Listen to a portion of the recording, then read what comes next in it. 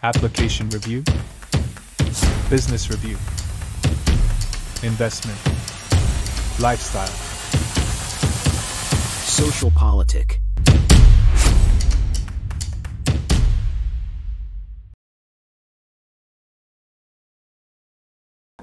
Halo Bapak Ibu, saudara-saudari sekalian, lovers and haters. Salam cerdas Indonesiaku. Jumpa lagi kita pada kesempatan kali ini. Bagi Anda yang belum subscribe channel saya, silakan subscribe channel saya. Tekan loncengnya agar Anda dapat notifikasi setiap kali saya mengupload video-video saya. Oke, seperti yang Anda bisa lihat, kembali saya memakai baju bernuansa merah. Artinya ini adalah sebuah berita yang hot. Ini saya buat 3 berita hot dalam satu video, tapi itu sambung menyambung menjadi satu. Itulah Indonesia Raya ya. Yang pertama saya akan bahas sekilas mengenai kampanye akbar terakhir dari kubu 02 di GBK. Kenapa ini mau saya ulas gitu ya? Karena ini benar-benar akbar. Rasanya tidak ada tandingannya. Kenapa saya ngomong gitu? Karena saya kesel gitu ya. Ada video di di TikTok atau di Twitter. Entah dia nge-shootnya gimana. Ini loh kampanye akbar 02 sepi katanya. Aduh, dungu banget tuh ya. Mau bikin video hoax tapi aduh faktanya nggak begitu. Anda cek lah semua TV-TV nasional gitu ya. Kan TV nasional juga punya channel YouTube ya. Aduh, kadang-kadang orang mau menjelekkan kubu lawan, tapi caranya kampungan gitu. Jadi, saya teringat sesuatu gitu ya, kalau orang yang lagi menjelek-jelekan orang terus karena dia takut kalah. Kenapa? Dia mau menjelekkan kubu lawan supaya orang tidak pilih lawannya, gitu sederhana aja ya. Jadi udah norak dah sekarang itu. Nah, ntar kita lihat lagi ya, di bagian terakhir ya, mengenai fitnahan korupsi pembelian pesawat Mirage dari Qatar. Nah, ntar menarik itu ya.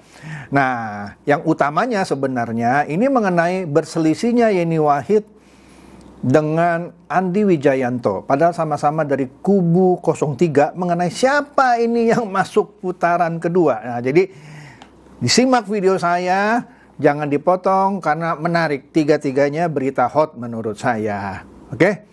Nah, untuk itu, ini dia nih. Mari kita lihat dulu nih ada ini dulu nih satu nih ya. Sebentar. Nah, ini dia nih. Nah, ini kemarin saya mendapat kesempatan di kampanye akbar kubu 02 Prabowo Gibran. Saya bisa masuk ke presidential stage, di panggung di mana Pak Prabowo itu berpidato ya, sehingga saya bisa shoot tamu-tamu penting termasuk Pak Prabowo itu datang ke panggung itulah kira-kira. Oke, yuk kita lihat ini videonya. Nah, ini videonya sengaja saya silent ya karena ada musiknya yang mengandung copyright dan juga agak ini ya, suasana lapangannya bagaimana gitu. Tapi terutama karena ada musiknya yang mengandung copyright. Yuk kita lihat ini videonya. Ini videonya sangat menarik dan mematahkan hoax.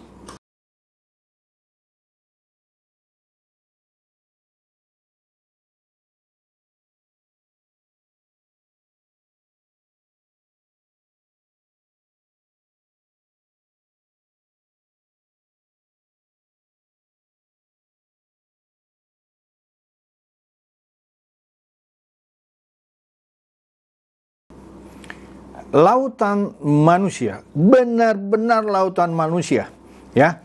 Itu menggambarkan banyaknya yang hadir di kampanye akbar 02 terakhir ini ya.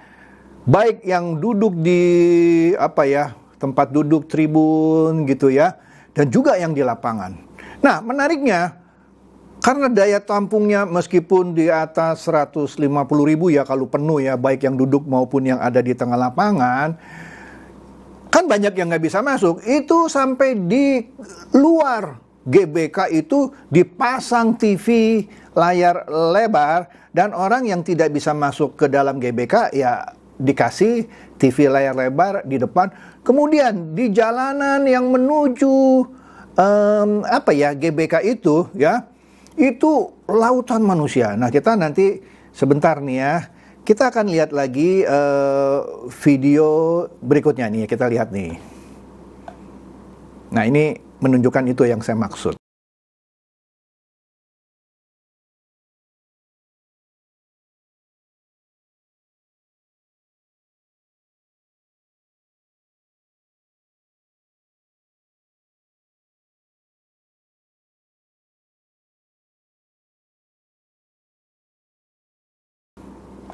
Anda lihat itu menggambarkan yang ada di luar, itu yang di jalanan menuju ke GBK, itu ada tenda-tenda yang jual makanan, souvenir dan lain-lain, yang ada di tengah lapangan, dan ada yang ada di depan stage, panggung tempat Pak Prabowo berpidato.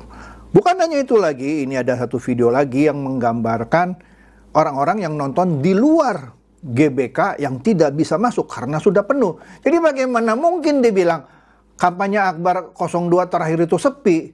Itu dungu banget itu kan yang bikin video hoax seperti itu. Yuk kita lihat nih video yang satu lagi yang menggambarkan orang yang nggak bisa masuk tapi dikasih TV layar lebar dan bisa nonton Pak Prabowo berpidato, juga pertunjukan-pertunjukan lainnya. Yuk kita lihat ini videonya yang menggambarkan yang saya maksud. Oke? Nah, ini dia. Bersama Saudara Gibran Raka Buming Raka dan seluruh koalisi Indonesia Maju menyampaikan penghargaan yang setinggi-tingginya atas pengorbanan saudara-saudara, kehadiran saudara-saudara pada siang hari ini. Kita lihat ya, itu di luar orang yang nggak bisa masuk setia panas-panasan mendengarkan pidatonya Pak Prabowo Subianto. Beda ya dengan video yang sebelumnya di mana Ganjar juga berkampanye di GBK, tapi ketika Ganjar yang pidato, penonton pada keluar lapangan. Kenapa? Cuman mau nonton slang. Itu nggak hoax tuh video saya yang sebelumnya. Anda lihat aja, oke? Nah, sekarang kita lihat nih ya, berita berselisihnya tanda kutip Andi Wijayanto ya dengan Yeni Wahid. Saya juga bingung dengan Yeni Wahid ini, padahal kan di berita-berita kita sudah dengar ya bahwa ayahnya yaitu Gus Dur itu kan dilengsarkan oleh Megawati. Yang ngomong siapa? Gus Dur sendiri di talk show Kick Andy waktu itu ya. Udahlah, itu fakta sejarah begitu. Tapi saya bingung ya, dia dilengsarkan, maksudnya ayahnya dilengsarkan oleh Megawati, kok dia, ya tapi itu pilihan dia ya, yaitu mendukung kubu 03. Sekali lagi itu pilihan dia. Oke, cuman saya bingung aja. Oke, kita lihat nih ya. Andi Wijayanto, ya ini sudah saya bahas di video saya sebelumnya. Dia bilang hasil survei internal. Nah ini dia menarik ya. Karena sebelumnya Ibu Megawati bilang jangan percaya survei. Wah, padahal sebelumnya Hasto percaya bahwa survei Roy Morgan itu yang menunjukkan keunggulan Ganjar terhadap Prabowo maupun Anies itu dipercaya. Padahal itu adalah survei Juli sampai September dan cuma di 17 provinsi. Tapi karena bagus untuk Ganjar dipakai, iyalah memang betul Ganjar pernah menikmati elektabilitas yang lebih tinggi dari Prabowo waktu itu. Itu pun sebelum pencapresan. Nah itu dipakai gitu ya. Wah seneng gitu ya. Padahal kita tahu itu survei Juli sampai September ya, dan cuma di 17 provinsi. Jadi artinya Hasto percaya dong survei, padahal Ibu Mega bilang jangan percaya survei. Tapi kalau surveinya bagus dia percaya. Oke. Nah, kemudian Roy Morgan yang terakhir mengeluarkan lagi survei sampai Januari kalau saya nggak salah ya, apa Desember ya. Nah, itu menunjukkan Prabowo Gibran jauh elektabilitasnya di atas Ganjar. Ganjar dan Mahfud maksud saya. Ya, tapi memang Roy Morgan menempatkan Ganjar Mahfud di posisi kedua. Anies dan Caimin di posisi buncit alias juru kunci. Kemudian Carta Politika, ya, lembaga survei yang sering dipakai oleh PDIP juga akhirnya mengeluarkan hasil surveinya, di mana dia menempatkan juga Prabowo Gibran di posisi paling tinggi, mengungguli Ganjar Mahfud di posisi 2. Nah, Amin di posisi kunci. Nah, yang saya lihat cuma 2 survei ini yang selalu menempatkan Ganjar Mahfud di posisi 2. Survei-survei yang lain justru menempatkan Ganjar Mahfud di posisi buncit alias juru kunci. Semuanya sama, Prabowo Gibran unggul. Jadi, kalaupun ada 2 putaran, walaupun saya sanksi ada 2 putaran gitu ya, pasti pemenang pertamanya Prabowo Subianto dong. Ya. Karena mayoritas survei menyebut bahwa Ganjar Mahfud di posisi buncit, kecuali tadi yang 2 ya, Roy Morgan dan ini, tadi saya bilang apa ya, Carta Politika. Saya lebih percaya kalau 2 putaran yang akan head to head adalah kubu 01, yaitu Anies Baswedan dan Caimin melawan Prabowo Gibran. Jadi 1 lawan kubu 2. Anggap ya, kubu 3 itu tewas. Nah, kita lihat Andi Wijayanto bilang, meskipun Ibu Mega bilang jangan percaya hasil survei, tapi diam-diam mereka punya hasil survei internal. Saya kasih tahu ya, kubu Paslon 02 juga punya hasil survei internal, tapi tidak dipublikasikan dan tidak digembar-gemborkan. Saya nggak mau buka lah soal hasil survei internal kubu 02. Nanti kita lihat saja ya. Tapi intinya menggambarkan ya 1 putaran ya. Tapi nggak mungkin ya, kita lihat saja lah. Oke deh, kita bilang 2 putaran deh sekarang deh ya. Nah, Andi Wijayanto bilang hasil survei internal itu yang masuk putaran kedua 03, yaitu Ganjar Mahfud melawan 01. What a joke. Saya bilang ya, ini humor yang paling terlucu abad ini, bukan tahun ini lagi, abad ini. Survei yang dia percaya aja, Roy Morgan bilang yang masuk putaran kedua, kalau putaran ada kedua gitu ya, yaitu Prabowo Subianto dari kubu 2 dan Ganjar Pranowo. Jadi 2 dan 3. Bagaimana mungkin sekarang dia bilang 3 dan 1? Padahal 3 dan 1 itu, mau itu Roy Morgan, mau itu Carta Politika, itu kalah sama kubu 02. Bagaimana Andi Wijayanto bisa bilang 03 dan 01 yang masuk putaran kedua? Aneh bin ajaib kan? Malah dia menyalahkan metodologi survei-survei yang lain. Jadi survei internal dia yang paling benar. Oke deh. Nah, kita lihat ini, kenapa saya bilang dia berselisih dengan Yeni Wahid, padahal sama-sama TPN-nya Ganjar Mahfud. Yeni Wahid bilang, dia mengomentari hasil survei indikator, ya, yang mana menyebutkan bahwa Prabowo Gibran, ya, nomor 1, nomor 2-nya Caimin dan Anies, di mana Ganjar Mahfud posisi buncit. Cuma di sini Yeni Wahid seperti mau bilang survei indikator tuh nggak benar. Yang lolos putaran kedua, nah di sini dia mengakui 02 dan 03, yaitu Prabowo Subianto, thank you ya, dan 03 Ganjar Mahfud. Ya, seakan-akan Caimin tewas. Padahal survei indikator bilang Caimin dan Anies itu runner up.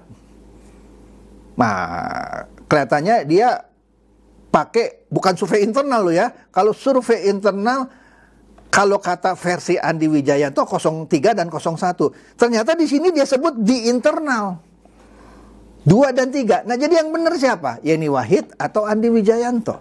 Lalu sesama kubu 03 aja nggak kompak, komunikasi keluar. Andi Wijayanto bilang 01 lawan 03, 02 tewas. Maksudnya Prabowo Subianto dan Gibran tewas. Yeni Wahid bilang Prabowo Subianto masuk tapi lawannya 03. Wih, Anies yang tewas. Seru kan? Padahal sama-sama kubu 03. Nah, inilah komunikasi yang enggak sinkron, tapi is okay lah ya. Oke, kan namanya Yeni Wahid ya. Nah, itu isu yang kedua ya. Kan saya bilang ada 3 topik nih ya. Nah, ini yang terakhir nih, yang tidak kalah hotnya. 1-2 hari terakhir kita dengarkan berita-berita yang mulai ditiupkan lagi. Nah, ini dia. Tadi kan saya di awal bilang ada video hoax yang bilang itu kampanye Akbar 02 sepi katanya. Goblok banget deh ya. Ini 1-2 hari ya, selain Ahok gitu ya. Nah, ini dia ya, tapi terserah lah ya. Inilah menurut saya blunder dari 03 ya. Sudah tahu lawannya dia yang terdekat adalah Anies dan Caimin. Tapi ngapain lagi sentil-sentil Jokowi? Istilahnya dari salah satu pengamat politik, saya lupa namanya Pak Kodari ya kalau nggak salah ya. Pak Prabowo bisa lompat tinggi karena dia pakai galah. Kira-kira galahnya itu dianalogikan seperti Pak Jokowi lah, gitu ya. Maka dia bisa melompat tinggi. Nah, Ganjar atau kubu 03 deh ya kita bilang, kalau melompat tinggi juga harus memanfaatkan dukungan Pak Jokowi. Kalaupun dia nggak dapat dukungan Pak Jokowi, jangan dipatahin itu galah gitu. Nah, ini sudah nggak dapat dukungan, galahnya mau dipatahin. Ya seperti serangan Ahok itu. Apa serangannya? Pak Jokowi nggak bisa kerja, Gibran nggak bisa kerja, walaupun sama dia dikoreksi. Maksud saya nggak bisa kerja tanpa dukungan partai politik. Kalau begitu mah Ahok, nggak usah lo ngomongin. Siapapun juga begitu, ya. Ganjar pun tidak bisa bekerja kan kalau tidak didukung partai politik. Nggak usah lo ngomongin. Anies Baswedan juga nggak bisa bekerja tanpa dukungan politik.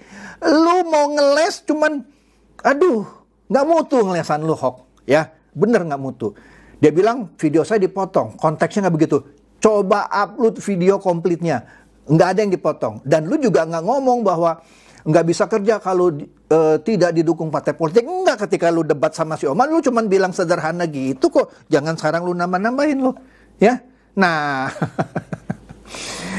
berarti dia matahin gala itu, ya. Nah, ini ada berita yang tadi saya bilang 1-2 hari terakhir, yaitu bahwa Pak Prabowo ditenggarahi tanda kutip melakukan korupsi waktu pembelian pesawat Mirage dari Qatar. Wah, Anda baca sendirilah, saya malas kutip itu ya. Nah, di sini ada tanggapan dari Pak Yusril Issa Mahendra. Dia bilang apa? Berita korupsi pesawat Mirage Qatar adalah pembusukan politik. Lah iyalah, itu menjurus ke fitnah. Ya, saya nggak tahu ya apakah tim hukum TKN Prabowo Gibran akan melakukan serangan balik ya, dalam arti kata melakukan tuntutan ya. Ya lu buktiin dong kalau ada ini, cuman jangan katanya panjang lah ya. Saya nggak mau masuk detail situ ya. Nah, kita lihat ini ada cuitan dari Rudy Valinka. Dia bilang di sini, bocoran beberapa pengamat militer lagi ditawari duit 100 juta dari bohir paslon untuk gedein berita korupsi pengadaan pesawat tempur. Tadi Mirage yang dari Qatar ya. Banyak yang nolak. Ya. Karena kan pengamat militer ada beberapa. Karena terlalu keji cara mereka. Tapi ada 3 pengamat yang akan jadi corong. Nah, disebut ini kode-kodenya. Yang pertama ANT bintang N alia bintang S maksud saya.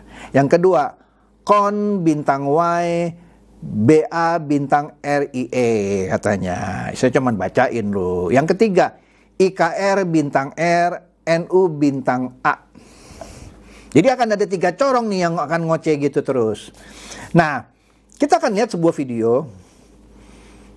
Tapi video ini suaranya saya mute ya. Saya hilangkan karena ada latar belakang musik yang memiliki copyright. Kalau saya upload apa adanya, itu akan kena copyright dari YouTube. Tapi untungnya ada teks di video itu yang Anda bisa baca teksnya. Nah, nanti saya akan terangkan lagi ya, saya ulas lagi. Nah, kita dengarkan video yang saya maksud itu mengenai Pak Prabowo ya. Nah, ini menarik. Yuk.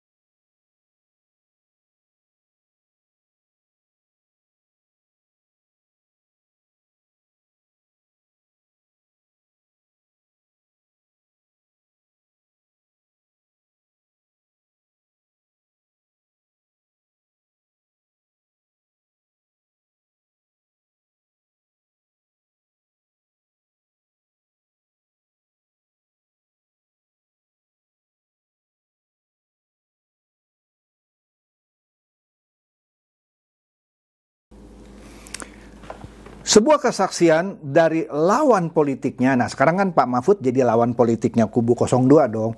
Itu adalah pengakuan yang paling keren. Di sini saya jelaskan ya, karena kan suaranya tadi saya bilang saya mute ya. Di awal Pak Hasyim bilang, ketika Pak Prabowo menjadi Menteri Pertahanan waktu itu ya, ada kontrak ya, yang dimana di dalamnya mengandung markup sampai 50 triliun. 50 triliun itu besar loh. Dia bilang, kalau Pak Prabowo mau terima aja 5% dari 50 triliun, itu 2,5 triliun. Kalau Pak Prabowo dan saya jahat dan kita terima, kan bisa gitu. Tapi Pak Prabowo bilang secara low profile, saya nggak mau melakukan korupsi. Oke? Kemudian dilanjutkan oleh pengakuan oleh almarhum Rizal Ramli. Dia juga memuji Pak Prabowo yang diam-diam nggak ada kabarnya, tapi dia sudah menyelamatkan uang negara sebesar 50 triliun. Ya. Kemudian ditutup oleh penjelasan Pak Mahfud yang pernah menjadi ketua tim ses Prabowo. Ya kan pernah, Anda tahu kan ya. Dia bilang, Pak Prabowo itu orangnya begini-begini, dan yang penting dari pembicaraan dia adalah tidak koruptif dan konsisten orangnya. Kurang apa lagi? Padahal Pak Mahfud kan lawan politik. Lah iyalah, kalau orang seperti adiknya yang pertama itulah ya, orang bisa bilang, Allah itu kan adiknya yang ngomong. Rizal Ramli kan temenan sama ini. Lah ini Mahfud lah yang sekarang lawan politik. Jadi kalau Anda percaya Pak Mahfud jujur, Anda harus percaya bahwa yang dibilang oleh Pak Mahfud itu betul. Tapi sekarang tiba-tiba ada berita. Padahal ini udah menjelang minggu tenang. Hari ini sudah masuk minggu tenang. Tapi waduh, masih ada kesempatan nih, disembur terus gitu ya. Black campaign ya, percuma deh ya. Penyoblosan tinggal berapa hari lagi? Waduh, udah deket ini. Ya, udah dekat. 3 hari lagi.